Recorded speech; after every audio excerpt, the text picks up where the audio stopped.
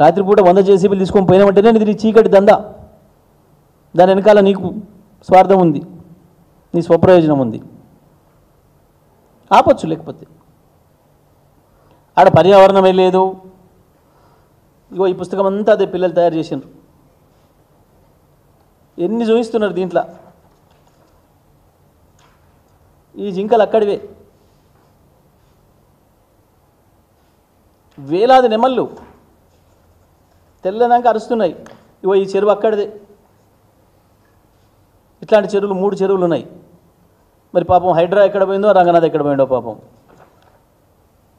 ఇగో ఇది మొత్తం ఇందులో ఉన్న జీవరాశి మొత్తం అక్కడిదే ఫోటోలు. పిల్లలు అనేక రోజులు కష్టపడి తీసిండ్రు అవన్నీ ఓపికగా కూర్చొని. ఇంత సంతోషంగా ఒక ప్రపంచం అంతా వాళ్ళ ముందే ఉంది. ఇగో ఈ పక్షి జాతి మొత్తం అక్కడిదే. ఇది వీళ్ళలాగా మూసీ ప్రాజెక్టు చూపించమన్నప్పుడు సింగపూర్లో అది దాన్ని డౌన్లోడ్ చేసి చూపించినట్టు చూపించలే పిల్లలు. ఇది మక్కి డౌన్లోడ్ చేసుకొచ్చి దాంట్లో తీసుకొచ్చి ఇది మా ప్రాజెక్ట్ అని చెప్పి చూపించిన బదులు చేయలే. అక్కడివే ఇవి ప్రత్యక్షంగా పిల్లలు తీసుకొచ్చినవి. ఇట్లా అనేక రకాలుగా. నిజమే,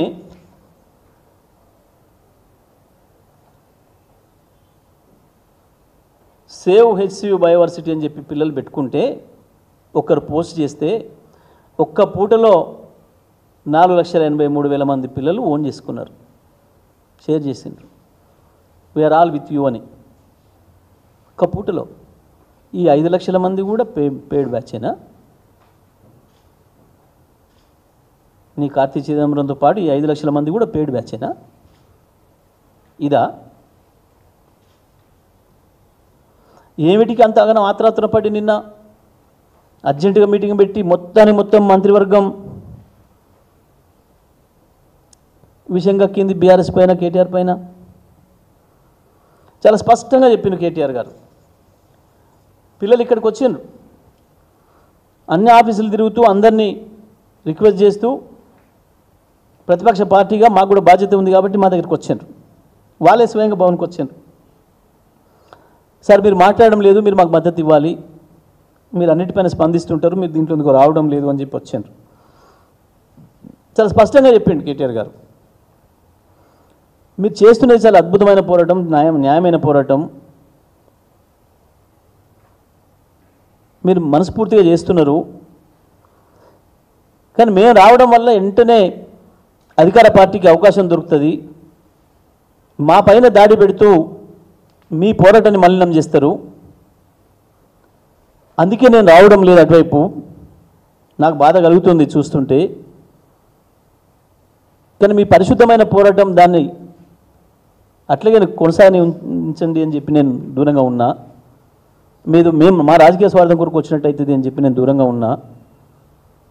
మీరు వచ్చింది కాబట్టి తప్పకుండా మద్దతు ఇస్తా, అందులో సందేహం లేదు. మా మద్దతు ఎప్పుడు కూడా ఉంటుంది ప్రజా పోరాటాల వైపు, పర్యావరణం వైపు. తప్పకుండా మీకు ఇస్తా అని చెప్పి అదే పిల్లల సమక్షంలో మీ మీడియా అందరి సాక్షిగా చెప్పాను. ఈ విషయాన్ని కూడా చెప్పాను. నేను ఒక్కసారి ఎంటర్ అయినాము అని అంటే, బీఆర్ఎస్ పార్టీ మాట్లాడింది అంటే వెంటనే ప్రభుత్వం మా పైన దాడి పెట్టి మేమే చేయించమని మాట్లాడుతుంది అనే విషయాన్ని కూడా పిల్లలకు చెప్పాను, మీ మీడియా కూడా చెప్పాను. నేను అదే జరిగింది. పోటీపడి ఒకరి మీద ఒకడు మంత్రులు వచ్చి విషయంగా అక్కాను. ఏముంది, మీ విషపు కూరల్ని చూయించుకోరు మరొకసారి ప్రజల ముందు తప్ప, మీరు మాట్లాడిన చెత్త మాటలు దాంతో ప్రజల వారు మోసపోరు, విద్యార్థులు మోసపోరు. మీరు విద్యార్థుల గురించి చేసిన మాటలు, వాళ్ళని చేసిన అవహేళన, వాళ్ళని చేసిన అవమానం ఊరికనే పోదు.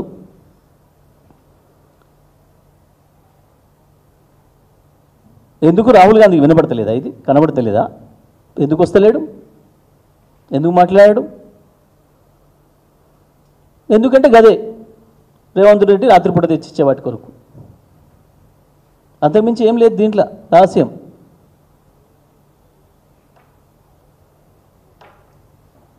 ఆయన మాట్లాడితే నేను ఎక్కడికెళ్ళి తెచ్చేయాలి సార్, మీరు ఇట్లా మాట్లాడితే అని అంటాడినా. మళ్ళీ ఒక విడత చెల్లించాల్సిన అంటే తప్పించుకుంటాడు, చెల్లింపులు ఆగిపోతాయి. బహుశా దానికి రాహుల్ గాంధీ మాట్లాడడం లేదు.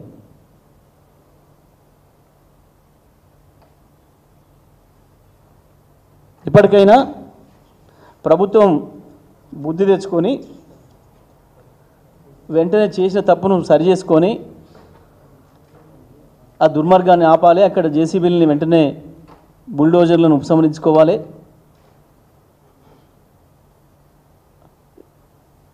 అది ఇతరులకు కట్టబెట్టే ఆలోచనలు మానుకోవాలి. కావాలంటే 4th సీటో 5th సీటో మీరు కట్టుకుంటున్న ఏ సిటీలో ఇచ్చుకుంటారో ప్రభుత్వ జాగా చాలా ఉంది, వేలాది ఎకరాలు ఉంది, ఆ వైపు ఇచ్చుకోండి. కానీ వెంటనే హెచ్సియూలో చేస్తున్న మారణకాండ ఏదైతే ఉందో ప్రభుత్వం దాన్ని ఆపాలి. విద్యార్థులపైన పెట్టిన కేసును కూడా ఉపసంహరించుకోవాలి అని చెప్పి బీఆర్ఎస్ పార్టీగా మేము డిమాండ్ చేస్తూ ఉన్నాం.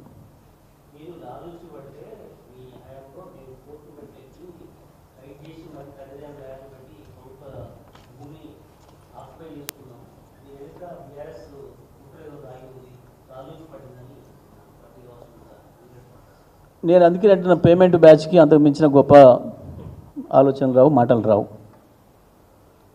ఇది 10 ఏళ్ళు మా ప్రభుత్వంలో ఒకవేళ జరగకపోతే కోర్టులో నుంచి కేవలం 15 నెలల్లోనే 10 నెలల్లోనే మేము కోర్టులోనే విధి తెచ్చినాం అనుకుంటే ఇంకా చాలా ఉన్నాయి కేసులు. మరి ఎందుకు ఆగుతున్నాయి? తెచ్చిండ్రు దేని కొరకు? అంత తొందరపడి తెచ్చింది అమ్ముకోవడానిక? దొంగతనంగా చీకటి ఒప్పందాల కొరకు తెచ్చిండ్రా? మాకు చీకటి ఒప్పందాలు లేవు కాబట్టి ఆపినాం. మీలాగా చీకటి ఒప్పందాలు ఉంటే మేమే ఆ రోజు కోర్టులో క్లియర్ చేసేద్దాం. మేము మరి కోర్టు తీర్పు అనేది మనం చెప్తే వస్తుందా? చిల్లర మాటలు కాకపోతే, చిల్లర వేషాలు కాకపోతే కోర్టు తీర్పులు మనం అనుకున్న సమయానికి వస్తే మనం అనుకుంటే ఆగుతాయా? అంటే చివరి కోర్టులను కూడా వీళ్ళలాగానే అనుకునే స్థితికి వచ్చిండ్రు వీళ్ళు. మీరు చేయగలుగుతారా కోర్టుని ఇన్ఫ్లుయెన్స్? మీరు కేసు వేస్తే తెల్లారే ఇవ్వాలని చెప్పి జడ్జి మీద చేయగలుగుతారా? పేమెంట్ బ్యాచ్లకు ఇంత మించిన ఆలోచనలు రావు, గొప్ప ఆలోచనలు రావు, తెలియవు వాస్తవాలు.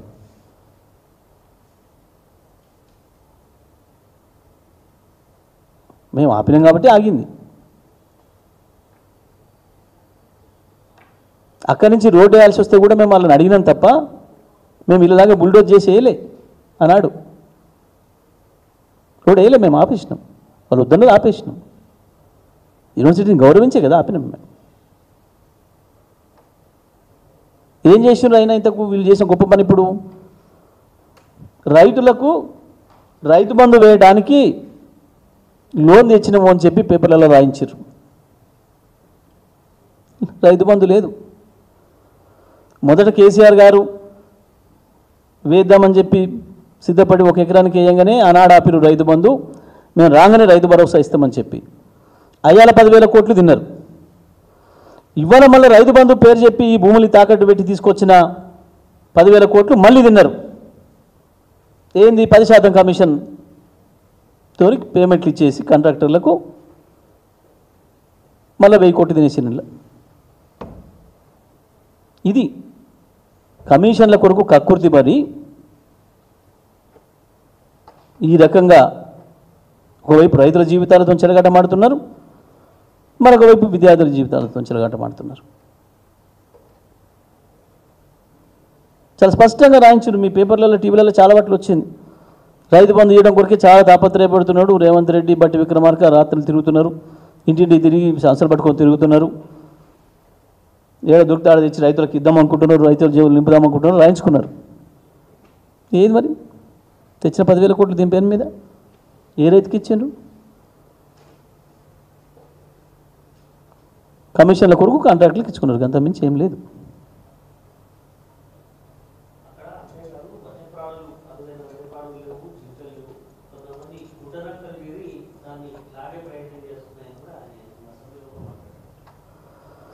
అదే గుంటనక్కలంటే ఇవేనా? కార్తీక్ చిదంబరం, ధ్రువరాటి, ఆయన పేరేంది సినిమా యాక్టర్, ప్రకాష్ రాజు, వీళ్ళేనా? ఎవరైనా దృష్టిలో గుంటనక్కలు? అయితే మాత్రం గుంటనక్క అయితే అది కాదా? అది జీవి కాదా? అసలు దాని లక్షణాలు నీకుంటూ ఉండొచ్చు, అది వేరే విషయం. అయినంత మాత్రం నీకుండే విషయం దానికి ఉండదు కదా.